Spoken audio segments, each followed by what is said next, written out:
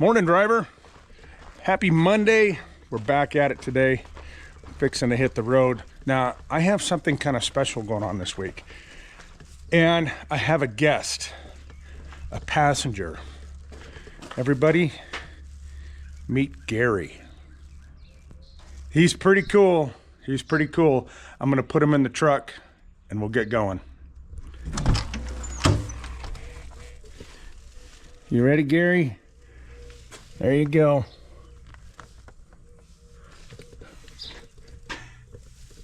What's up, dude? Okay. He spent a couple hours in the truck with me yesterday, so he's familiar. You ready, Gary?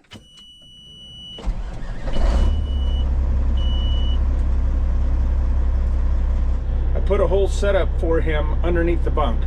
Food, water, litter box. We're gonna see how this goes. What do you say there, little buddy? This is gonna be a trip. My name is Jupiter. I drive a truck. I own the truck I drive, and that's why I called my company Jupiter Trucking. Join me, and I'll take you along on some of the different things I end up doing to make a buck with a truck.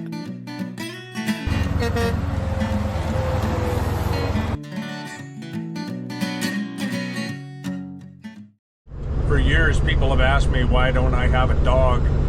And to be honest with you, I don't want to stop and walk a dog every few hours. And I don't want a dog to shed. Our neighbor, Tracy, there she is right there, just texted me, has been fostering kittens. And I don't want a kitten because we've got plenty of cats. We got two cats. And but I've always wanted one that had markings like Gary.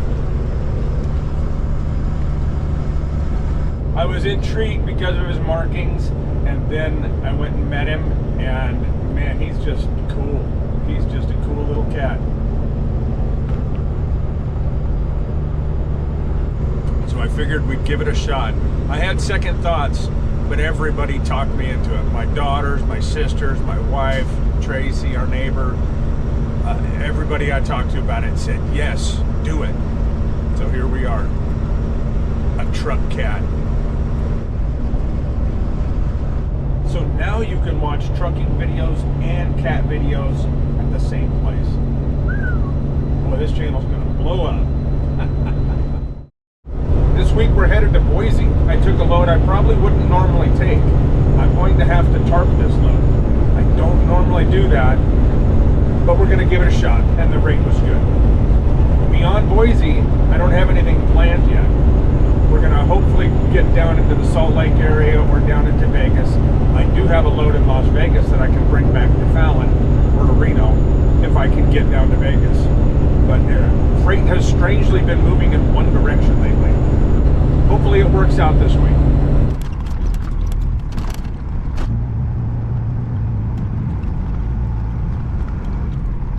Nice, they are not busy today.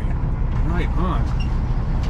I'm here and they were waiting for me. That's pretty cool. Usually it's packed here and it's only about 75 degrees, so having to tarp this is not going to be bad at all. I want to show you something though. Look at this guy right here. I'm going to set the brakes. He just doesn't care.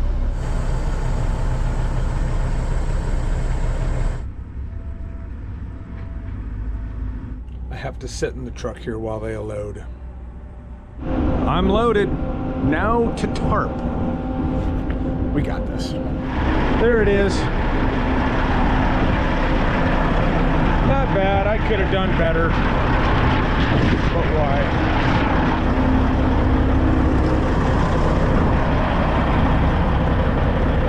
What's up, Gary?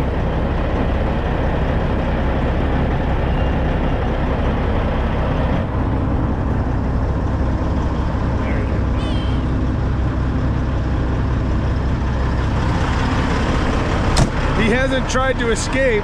He hasn't even seemed concerned. But I'm trying to keep an eye on him. It is a windy, blustery day. About 20-mile-an-hour winds out there coming at me from the side. Doesn't make it too hard to drive, but just very dull and gray today. I'm developing a problem with the front end of this truck. I put new steer tires on this truck about a year ago. They've got about 80,000 miles on them so far. And they immediately started wearing odd. So I rotated them not long after I bought them, went a ways, before I rotated them again just 2 weeks ago. And they're so out of balance that the wheel just shakes anymore.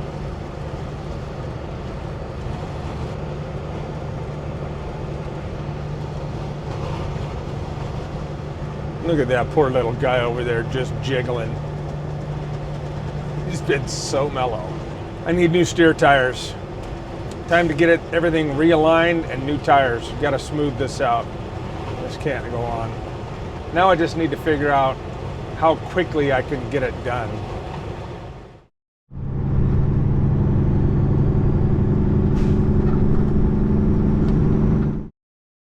Well, things are certainly changing today.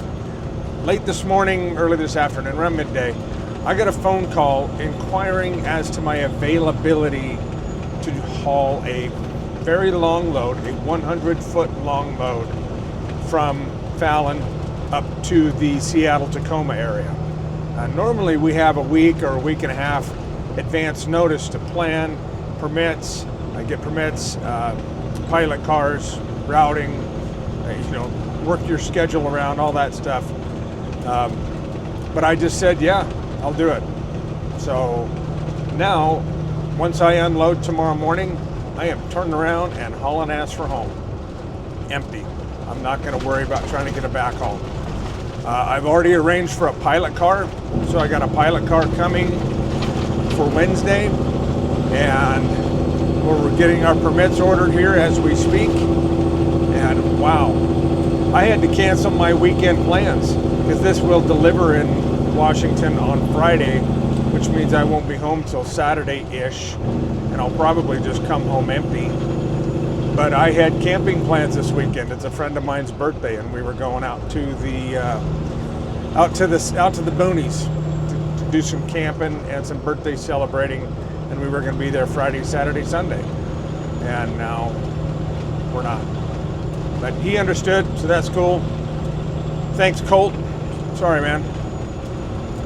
But that's what we're going to do for the rest of the week now. So we're going to deliver this tomorrow morning, turn around, boogie for home, and reload Wednesday and be gone. And somebody else is pretty excited that his first week in the truck is going to be for a big old load. Aren't you, Gary?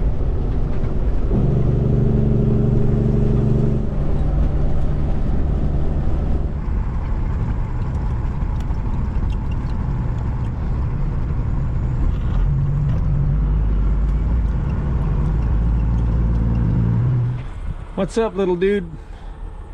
What's up, little dude? This guy has been an excellent traveler. I tell you what, he slept most of the day. I think I'm in for a rambunctious night. I'm in Marsing, Idaho. I'm about 45 minutes from my delivery, and I don't have a delivery appointment until 10 a.m. tomorrow. So I'm in no rush. No rush. All right, see you guys tomorrow. Hey, good morning. We're about an hour early, but we're gonna head over there. I think it's time. What do you think? What do you want to do about it? Somebody has been full of it for hours. He's already litter box trained, and we got that all cleaned up. He eats like a monster and plays like one too. He's pretty cool. Okay, enough goofing around with the kitty cat. Time to go to work. We have arrived. I am an hour early, but nobody even mentioned it, so I don't think they care. But I'm gonna pull these tarps off and get this stuff off and get out of here.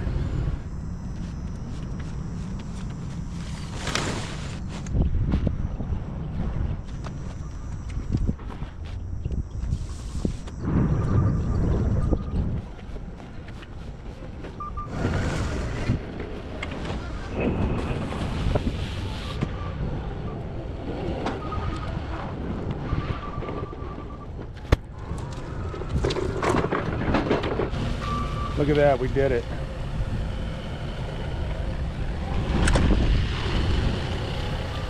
Time to go. Okay, I needed to make a quick pit stop. I am at the Oregon state line and the Idaho state line. This was a convenient place to stop, but since I'm here, these things need a sticker. I did it. The Oregon sign has been tagged. So if I take a sticker and I stick it onto this camera that's on like a selfie stick pole, I can reach the top. There.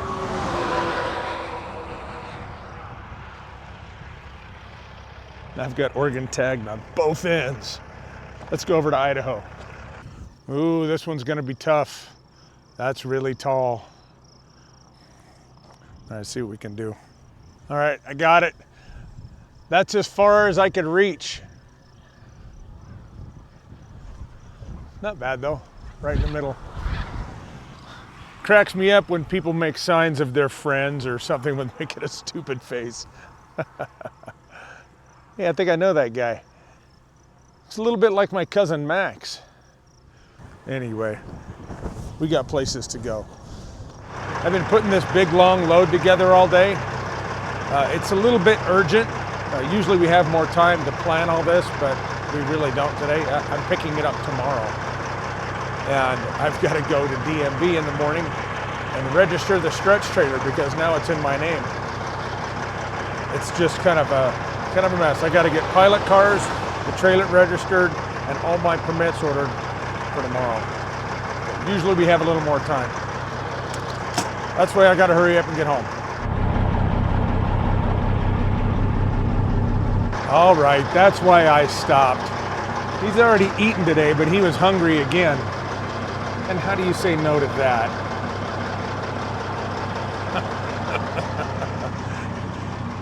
He has been a really good guy. He has been a really good guy.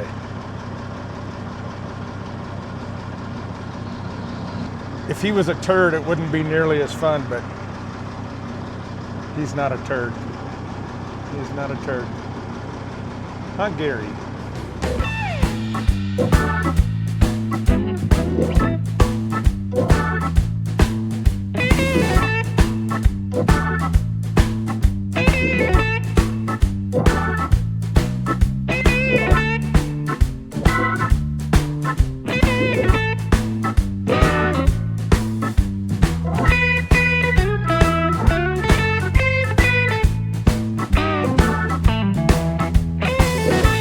I'm almost home. I'm on the final stretch. There's a stretch of this road that I've actually been wanting to share for a while. This little piece of Highway 95 between Interstate 80 and Highway 50 follows part of the Immigrant Trail. There was the Truckee route that basically went towards Fernley and into Reno and over the Donner Summit. And then there was the Carson route that went into Carson City and Genoa and then went over what is today Highway 88 and Highway 50 into Sacramento. However, there was one huge obstacle that exists right outside of Fallon called the 40-mile desert. Now the immigrants would follow along the Humboldt River up until Lovelock, and this area up here is known as the Humboldt Sink, where the river basically just sinks into the desert and it doesn't continue on and it doesn't go into any lakes or join with any other rivers. Now, south of the Humboldt Sink is the Carson Sink, which is where the Carson River goes into the desert and sinks and doesn't go anywhere. And that stretch in between these two rivers is known as the 40-mile desert. Just an alkali flat that had no water, no shade, no mercy. It was horrible. It was the most treacherous part of the entire Immigrant Trail. If you look out the window right here, here's part of it. The Carson route of the Immigrant Trail was the most well used after the gold rush, and it existed before the town of Fallon was actually a town. Just west of the town of Fallon, in fact, it is right across from the plant where I load all these joists, is where the Immigrant Trail would hit the Carson River. and that area became known as Ragtown. And it was named Ragtown because the immigrants would do laundry and they would hang it from bushes and trees, and it just looked like a town of rags. People would refresh and replenish before they moved on to Carson City, which is still 60 miles away, and in those days, a week and a half, depending on how fast they could travel. Now, in the early 1860s, Mark Twain, who was then known as Samuel Clemens, traveled out to Nevada on a stagecoach. Samuel Clemens' brother, Orion, was just appointed as the Secretary of the Nevada Territory. And Samuel came out here to assist his brother. He didn't become Mark Twain until many years later, and that was a pen name that he used when he was a reporter in Virginia City. So anyway, Mark Twain, Samuel Clemens, came across the 40-mile desert in a stagecoach, and he wrote about it in his book, Roughing It. He talks about how he and the other passengers had to get out and walk for part of the way because the wagon wheels, or the stagecoach wheels, sank up to a foot deep in the alkali dust and sand. And probably the most notable part of the story is how it was basically just a graveyard. He described it as a prodigious graveyard lined with rotting wagons, abandoned equipment, and the bleached bones of oxen and horses left behind by earlier gold rush immigrants. He famously joked that a traveler could have walked the 40 miles by stepping on a bone with every stride. It was really bad. It was really bad. Now, I have heard stories for years finding treasures out here in the desert. As the immigrants traveled the 40-mile desert, they started to shed everything they can. Shed weight. Animals died. When there's nothing left but one oxen instead of 2 or 3, they couldn't pull the weight and they would just leave things out here. A lot of them marked it and never came back. A lot of them marked it and could never find it again. So there was literal buried treasure along the 40-mile desert for many, many years. But I haven't heard of any of the stories in a really long time. I used to work with a guy who said that they were out here playing around as kids and kicked over a little sand pile, and in it was a preacher's box full of all the valuables that a family had buried and tried to hide to come back for later. And I've heard many stories like that of finding wagon wheels, just chains and wagon parts, things that were left behind. It's really, really, it's hard to describe, but this 40-mile desert was the worst, most treacherous part of the Immigrant Trail, right outside of Fallon. We made it home. All right, I gotta swap trailers, I gotta get ready to go, and we got stuff to do this afternoon, so I gotta get to work now that I'm home. All right, I'll see you guys tomorrow. Morning. Okay, I'm on my way to DMV. I figured I'd explain real quick what's going on. So the stretch trailer that I've used for the last couple years has belonged to a friend of mine, and I've been borrowing it. And it has a permanent plate on there, permanent registration. So now that I own the trailer, I actually got a title for it Monday. Today's Wednesday. Now it's technically unregistered because I can't register commercial vehicles at our local rural DMV, and I have to go to Reno to register the trailer. So it is 7 o'clock. Reno's an hour away. We are hauling ass to Reno to get it registered today so I can have a Nevada plate on it. I have everything I can possibly think of that they would want, and I hope it goes smoothly. Or else I'm running a trailer that's not registered with an Oregon plate on it that I own. I hope it doesn't come to that, but it may. Wish me luck. Here it is, and I'm here with my #1 gal. She's really good at not helping me do these things, but joining me to do these things. I help. Learning, yeah, I help, but you're not coming to DMV for me, kind of thing. Well, we've decided that would be nice if she would do that, but do what we can. Okay, strike one. We need to both be here. She's my right-hand man, but since the trailer's in my name personally, now I have to lease it to my business and I have to go out to the car and fill out a form on my phone that leases it to myself, and then go back in there and give it to her. Okay. Working on it. DMV. I hope I am the right person to do this. What's today, the 10th? 10th, yeah. I was kind of joking. I know I'm the right person to do this. I hope I have the authority to lease to myself a trailer that I own. It's funny the hoops you have to jump through. Really glad Amy didn't come and try to do this by herself yesterday. She's my right-hand person, I'll tell you what, but there's some things. DMV is one of those places you just don't want to go to by yourself. There's always something with Jupiter. Not that. Well, there's that.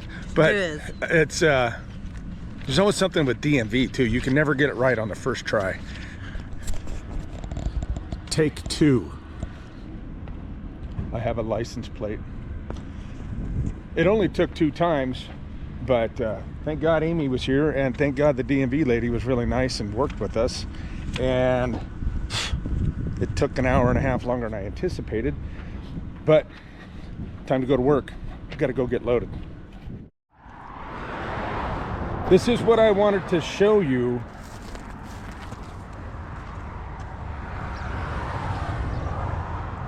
The historical marker for Ragtown Crossing. The interesting part is this road right here is part of the original wagon trail, immigrant trail. And if you look right across the street, it went right through New Millennium, where we load at. The Carson route, there was also the Truckee route, but the Carson route came this way and went to Carson City. The 40-mile desert was nothing to mess with, man. It's a pretty interesting piece of history we have right here. Out of the car, into the truck, fire in the hole, put a plate on a trailer, and they are screaming at me. Where are you? We need to load you. I gotta go.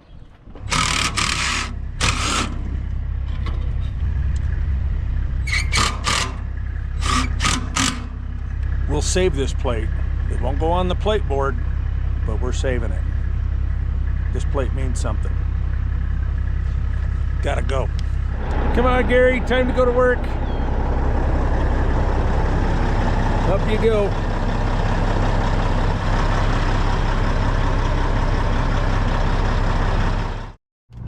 And we're back for the first time in months.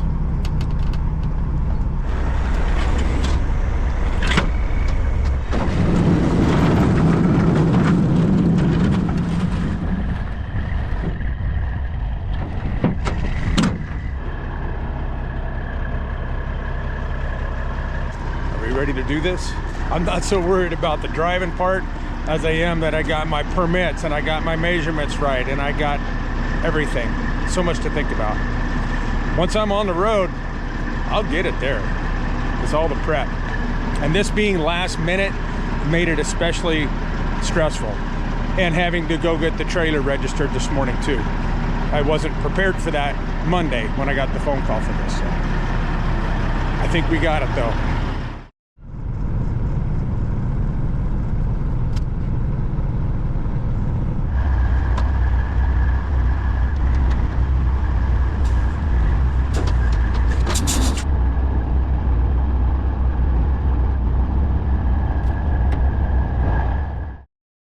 We're ready to hit the road. I pulled out so I could do this outside. There's Scott. Scott is going to be my pilot car today. And since I pulled out here, he was able to help me tie down. 100 feet long. That's one hell of a load. And now I've got to get to Marsing before dark. It's almost 2 o'clock here. I'm almost 2 hours later than I intended to be, but everything has taken a long time today. Let's go. We did it. We made it out of Fallon. I didn't record it because it's not much to see through the dashboard or through the windshield. But I've got 5 hours to go. So we got to get going. But everything is going fine. The trailer's pulling great. Load's pulling great. And away we go. I got Gary with me. Look at this little bugger. Poor little dude took a spill out of the truck today. Apparently, he was leaning on the door right here with his two front paws. And when I opened the door, he went bing, bong, boom, bounced off all the steps.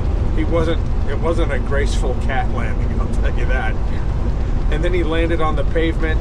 It just kind of like, what was that? And the truck was running, and he ran under the truck for a minute, just kind of like, what's going on? And I called him, and he came back to me. He came back to the step and let me grab him and put him back in the truck.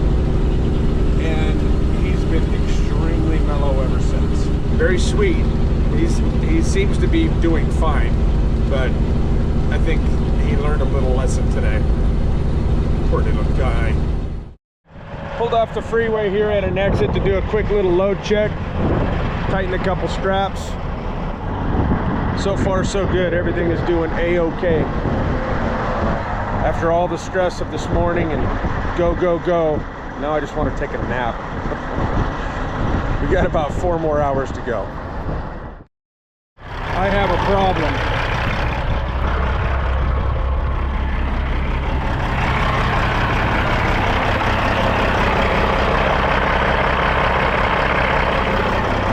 Something just punctured my radiator. What did I hit?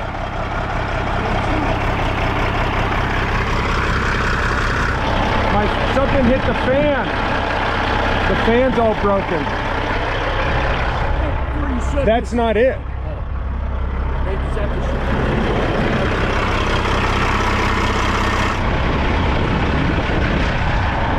I have a problem. Oh boy. I know where there's a shop, like at the next exit. Gotta get there. This changes everything. So I backed back up the off-ramp. I still don't know what came apart, what hit the fan, but whatever hit the fan broke into a couple pieces. A part of that went through the radiator, and I know there is a repair shop that's 6-7 miles from here, but I need a fan and a radiator, and I may not be able to get that today. So everything is up in the air. I'll keep you posted.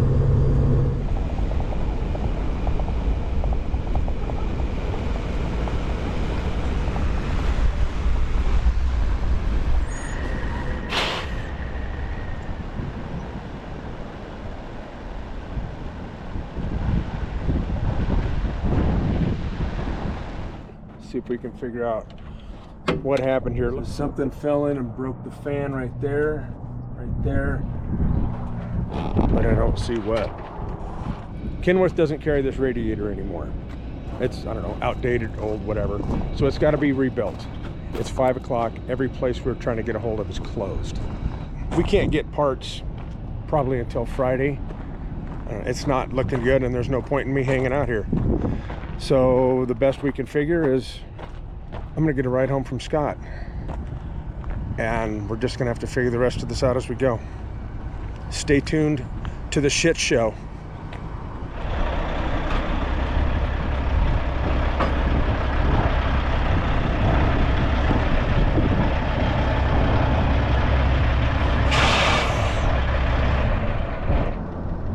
Whew. Scott, wait! Rental truck Scott here. Can I have a ride home, please? Yes, sir. Oh my God. We got Gary. Time to go home. All right, Scott. Thanks, man. You're welcome. Appreciate all your help. Anytime. Okay. We're not done yet. We still got a load to get to The border. Washington, the border, something like that. Yeah. Okay. Yeah, I'll let you. I'll call you. See ya. Here's my bag. God, you know, just imagine if I had an extra truck, one that I could use right now.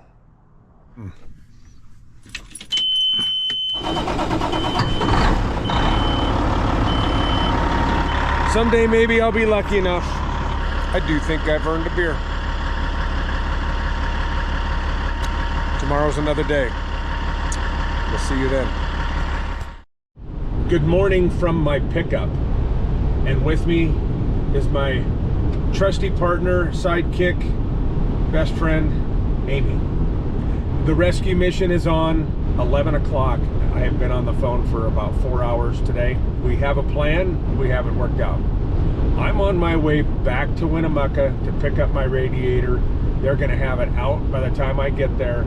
We're gonna put it in the back of my pickup. I'm racing it to Reno, where they are gonna be waiting for me like a helicopter landing at the emergency room. And they're going to repair my radiator as I wait. They have all the parts. They're gonna have them ready on standby on a white sheet and 3 guys ready to do it. While they repair the radiator, I'm gonna treat Amy to a trip to Costco. And then after Costco, we're gonna come pick the radiator up and go home. And then tomorrow morning, we're gonna put the radiator into Scott's pickup, and he's gonna take me back to Winnemucca. He and I are gonna hang out for a couple hours. I'll take him to the movies or something, buy him dinner. Then he's gonna finish being my pilot car to the Idaho state line. And I just need to get to Idaho before sunset. And then Scott's gonna turn around and come home.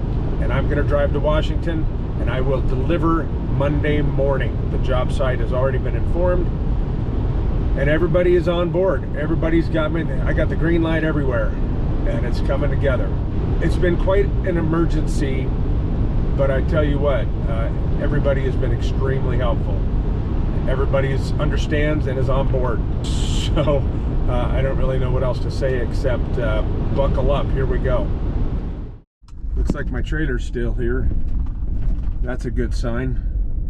Then we're gonna find my truck. What? So here we go. We're gonna load up the radiator.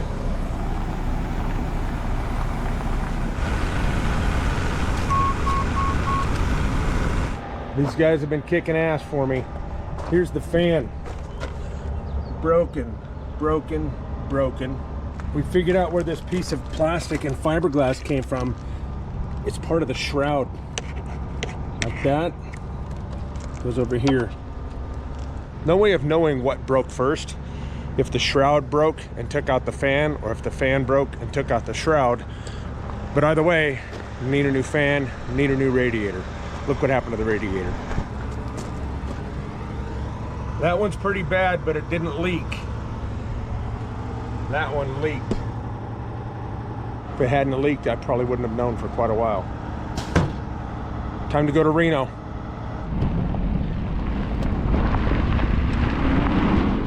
Three hours later. These guys have been beyond awesome.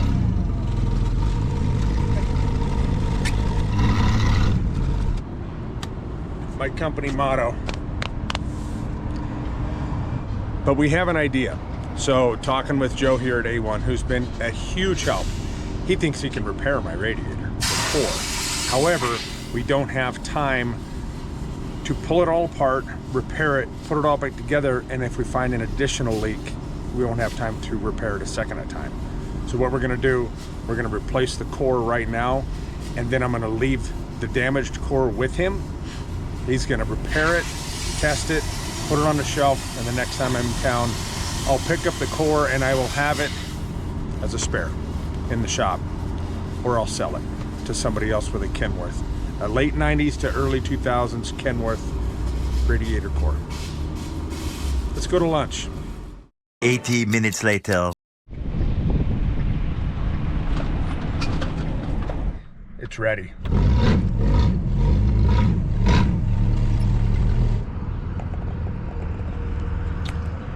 It's a hell of a thing. $1,854, but 90 minutes. We'll be back on the road tomorrow. Arrangements have been made. We will see Scott in the morning, and I will see you in the morning. This shit show of a day is over.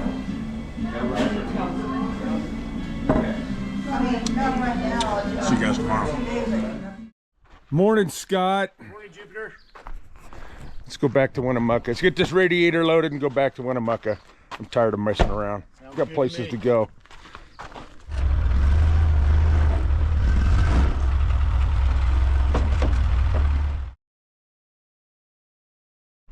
We're back. Fingers crossed this goes quick.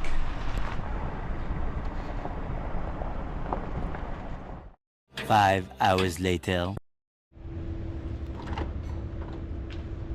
The fan didn't show up until like 2:30. They've been racing since then. Man, I gotta go. Oh.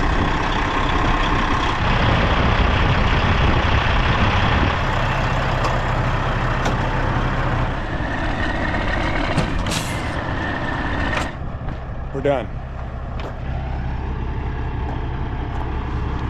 1,850 for the radiator, 1,980 for the labor and coolant. Time to get back to work. Here we go. 6 hours late.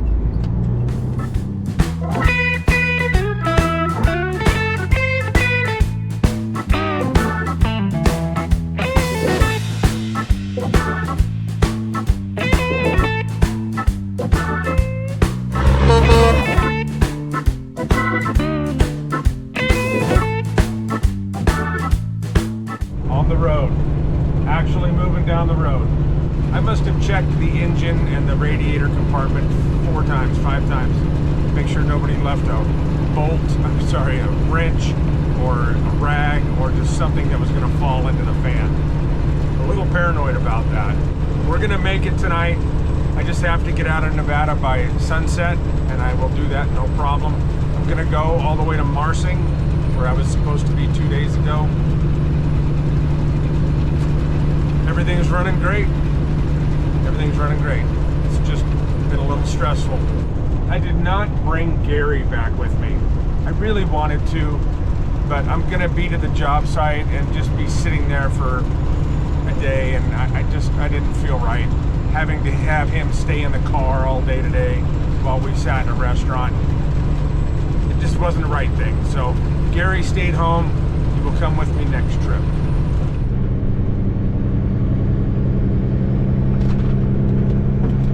That, ladies and gentlemen, is success. Nevada is the only state in which I am not allowed to drive at night while under this load. I'm okay in Oregon, and I'm okay in Idaho and Washington. Now, Scott has to follow me all the way to the Idaho border. So he's got another 2 hours, another 121 miles to follow me before he will turn around and go home. We're getting there. Truck's running fine so far.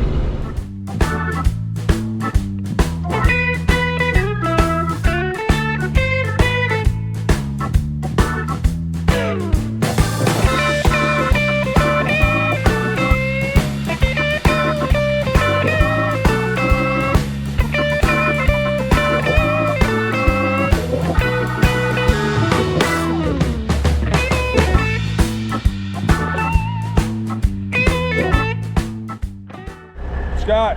Hey. Thanks for everything, man. All right. Be careful. Drive careful going home. Get back. See you. Yeah, when I get back. All right, man. All right. Thanks. Bye. Okay, I got about 20 minutes to go. We're gonna haul ass.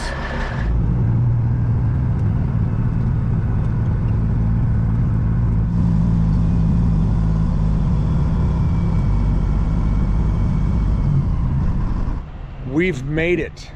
We are parked right next to another giant load.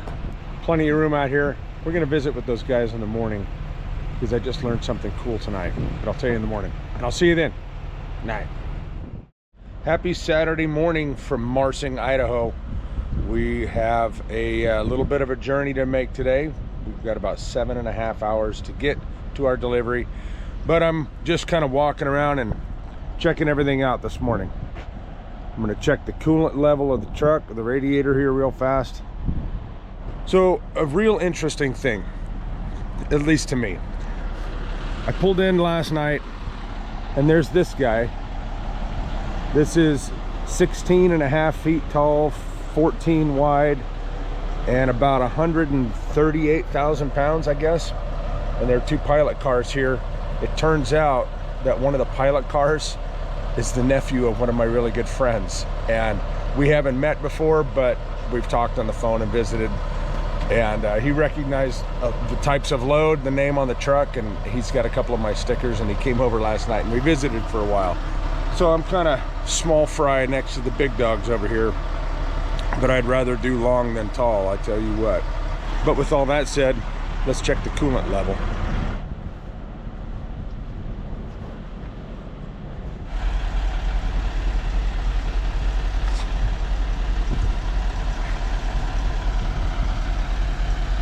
Right there at the top.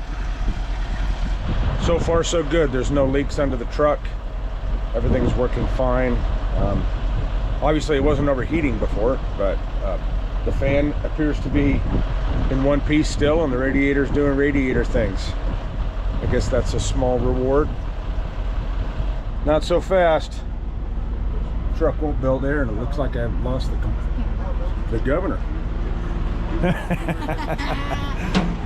Amazing to run into friends in unusual places who actually have all the tools. I had the compressor, I had the governor, but man. I'm here with Travis, Terry, and Alan. We all met up here last night. Hard to believe we actually kind of sort of know each other in a roundabout way. We all have a friend in common. Will, who isn't here, he's off goofing off in Oklahoma or Kentucky, or where is he? Kentucky. And I got up this morning and the truck wouldn't build air. Travis here has helped me. Turns out that the old the air dryer was loose. So what are you guys going to? This is Washington. Yeah, me too. Let's look at the load you're hauling. Look at the load they're hauling. Travis and Terry are escorts. For Alan, who's hauling, how big's your load, Alan? 16 bags. 16 broad, 100, all together 102 foot wide, how long? 102 long. 133,000 pounds. 133,000 pounds. It's been a rather interesting morning out here. We all know it. I just happened to park next to him on accident last night. What a trip. You saw the name. Travis is following. He's got my stickers on his truck because I've known Will for a long time. He's like, hey, I know this guy. And it all just kind of clicked together. And he saved my ass this morning with fixing the old air dryer, air compressor, and air governor. We're ready to go now. The radiator's good and the air compressor's good. We got air and water. That's always good. Now we can go. We're all going to Washington. Yay, let's go. All right, let's hit the road.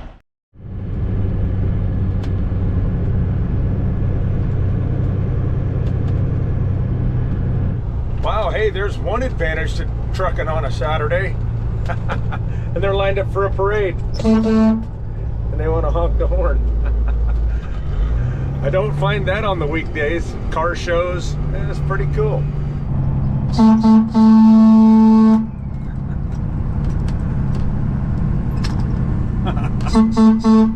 I'm in my own parade. What a trip.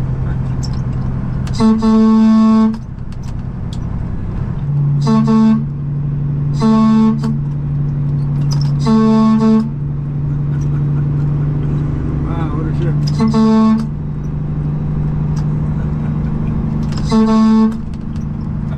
How cool was that? I got to be in a parade and I didn't even know it.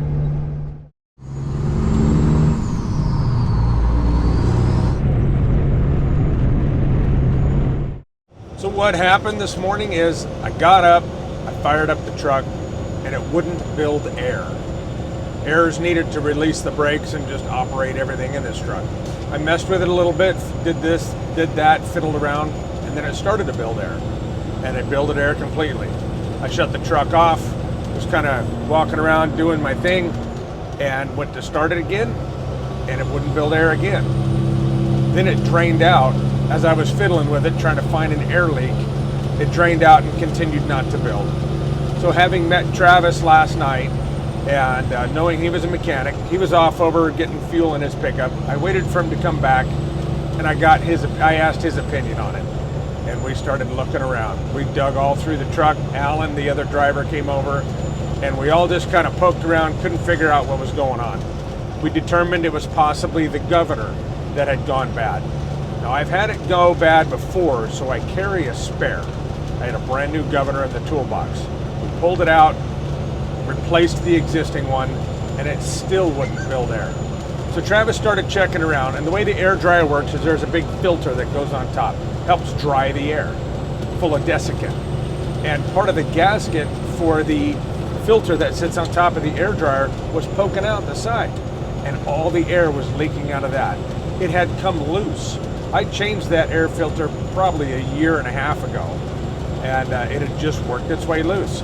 And I didn't catch it. He happened to catch it, so we pulled it off, checked the gaskets, put everything back together. We still have the new governor on the air compressor, and everything worked. We could tell that the air compressor was building air. It just wasn't going anywhere. So that's when we started following the air lines and found the dryer was actually leaking. So it wasn't a complicated fix. It didn't take too long. But man, is it sure nice to have a second set of eyes to start looking at things. Someone to talk to, just to bounce ideas off of. Well, what about this, or what about that? Yeah, maybe, or I don't think so, or let's check it out. Invaluable. And I tell you what, to make some new friends today, I've known about Travis. I've heard about him because my good friend Will, I talk to Will all the time. And Travis has been his escort many, many times. Will's off doing something else. Travis and Terry decided to make a trip out west with Alan, and boom, I parked next to them. And we all shared phone numbers.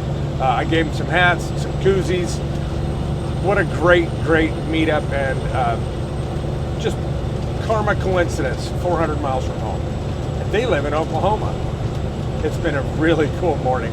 For all the troubles I've had this week, I tell you what, it's amazing that I'm sitting here with a smile on my face, for making some good friends, having my good friends help me out.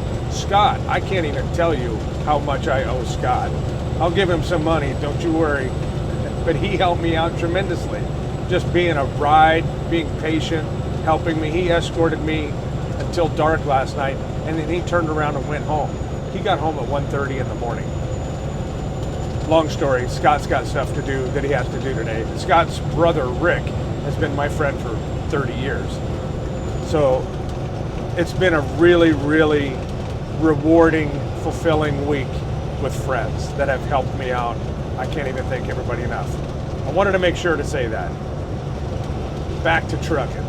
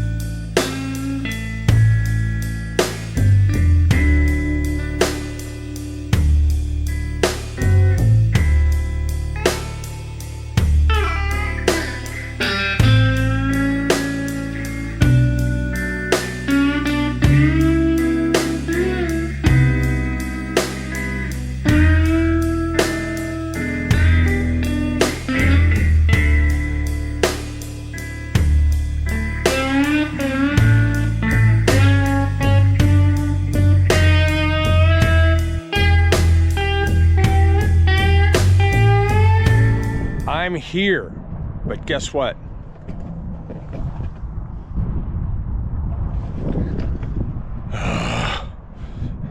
That's minor.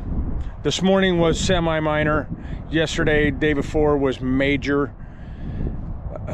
Minor, major.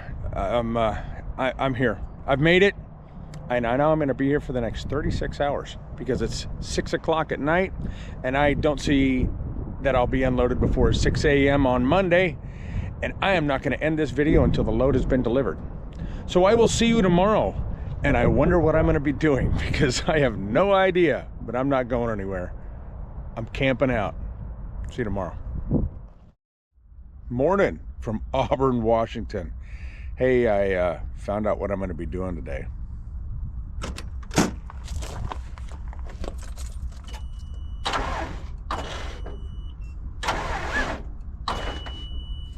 Yeah. That's today's problem. Unbelievable, this trip. These batteries have been getting weaker and weaker. I've mentioned it in previous videos. Usually when I stop for the weekend, you know, turn off the refrigerator, turn off the inverter to make sure everything's off, and it's been getting noticeable. Last night, I started at about 10 o'clock, 10:30, fired right up, no problem. Let it run for a couple minutes. This morning, 6:30, nothing. The only thing I had running last night was a little 12-volt fan. It's just time. It's just time. I can get a jump start. I got jumper cables. I can get the truck running, but I have today off. And as soon as I get home, I would have to change the batteries out anyway. So why not do it today on my day off? Why not? We're moving and shaking. Batteries have been purchased online. On a side note, buying them online saves you 20% versus buying them in the store. So I almost got one battery free. And there's an Uber about 5 minutes away. So I'm gonna get these batteries out right now.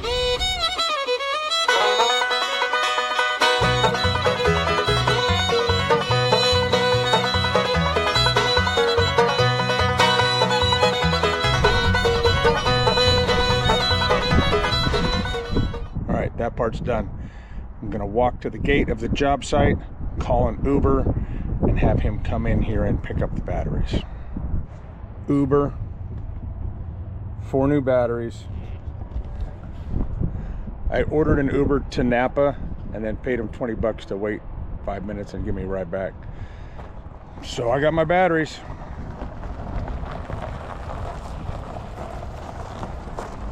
Back to work. They're in. They're in. You ready to try this? Good sign. I'm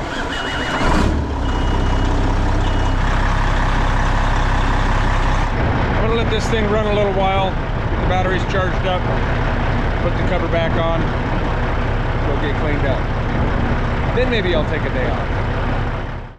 For those of you that are curious, here's what's going on. I've got my laptop right here. My refrigerator's down here. Plenty of food. I have a coffee maker here. I have a 12-volt fan. I don't care to run the truck if I don't have to. It's nice outside. The breeze helps tremendously. I have window screens for both doors. That keeps the sun out, and at night, this lifts up like this, and it keeps it very nice and dark in here. That's it. I've got the radio, I've got my phone, I've got my laptop, I've got internet, I've got all the food I need, I've got all the water I need, I've got all the power I need now. Just hanging out. If I turn on the light, I have an air fryer, I have a microwave. Back there is a crock pot if I want to use it. I have a coffee maker. This is kind of a pantry basket. I keep cups and chips and dry food and stuff in there. And I also do in here. And then all the refrigerated food goes down there. I have gallons of water. And behind the water is a milk crate, 2 milk crates full of canned food, dehydrated food, emergency food. I'm fine. I'm doing just fine. So I have a pretty cool surprise. Some viewers, Keith and Jennifer, live nearby, and they reached out to me last week, and it just so happened that I'm going to be coming here this week. It worked out that I was going to be here on Sunday, and it worked out that they're available. So they've decided to come by. They've asked if they could come by, and we're going to get together and say hi, meet up. That was pretty nice of them to come by.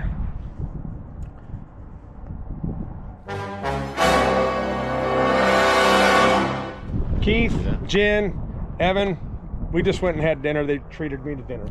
We had a great time. Nice visiting. I'm sure glad you guys came down. Oh, yeah. Sure Said hello, that. Amy. Yeah. Right. Been telling stories about you, Amy. All right. Thank you, guys. Appreciate it. Yeah. You're welcome. Thank you. This is awesome. See you next time. Yes. Yeah. Yeah, I think I'm going to sit here and watch the sun go down.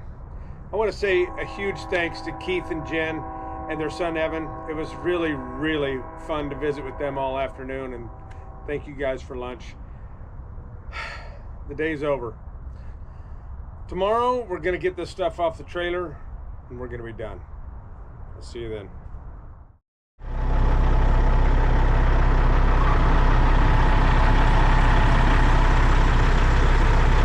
Morning.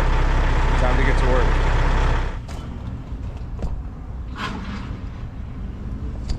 This is what happens when you get bored out here. I found an old sticker. I think I have a few more. Just start putting that on the loads I deliver.